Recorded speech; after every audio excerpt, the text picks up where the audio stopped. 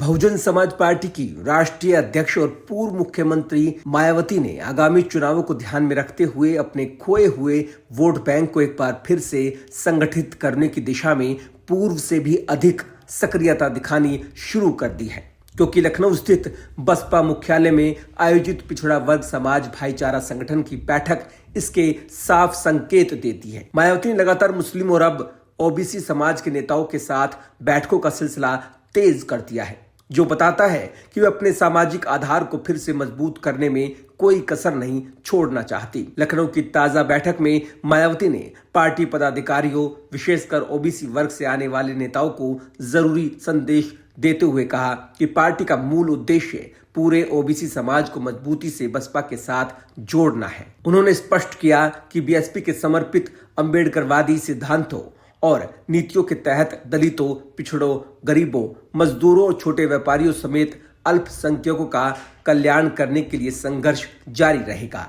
मायावती ने दोहराया कि ओबीसी समाज बहुजन समाज का महत्वपूर्ण अंग है, जिसका हित बसपा में ही निहित और सुरक्षित है। मायावती ने कांग्रेस, समाजवादी पार्टी और भाजपा पर आरोप लगाया कि इन दलों ने सिर्फ ओबीसी वर्ग के वोट बैंक के लिए दिखावटी राजनीति की है और उनके अधिकारों समेत आरक्षण पर भी गंभीर रुख नहीं अपनाया। उन्होंने दावा किया कि बसपा सरकार ने ओबीसी समाज की सभी जातियों को आत्मसम्मान और रोजगार दिलाने के लिए सच्चा प्रयास किया, जबकि अन्य पार्टियां केवल नारेबाजी करती रही हैं। मायावती ने पिछड़ा वर्ग समाज भाईचारा संगठन को निर्देश दिया कि वे जमीनी स्तर पर अपनी गतिविधियां और तेज करें।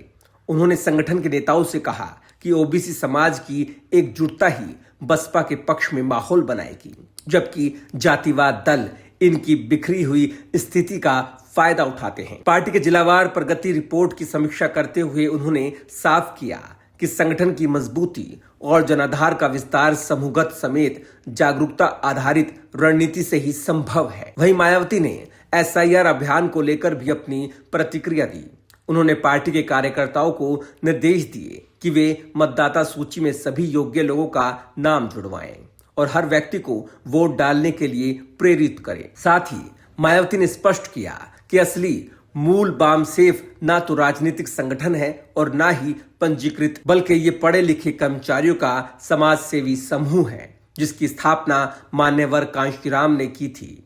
उन्होंने बताया कि राजनीतिक दृष्टि के हिसाब से अपर कास्ट समाज आज काफी जागरूक हो गया है, इसलिए उसके लिए अलग से संगठन की जरूरत नहीं रह गई।